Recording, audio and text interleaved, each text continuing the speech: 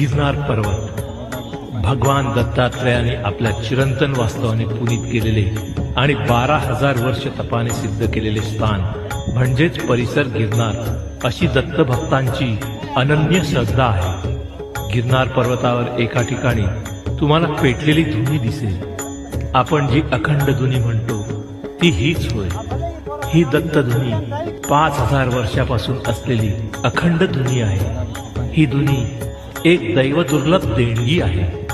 आजही ती धुनी दर सोमवारी सकाळी सुमारे तासाभरासाठी प्रकट होते। त्या अग्निरूपाने साक्षात श्री दत्तप्रभूच तिथे प्रकटतात।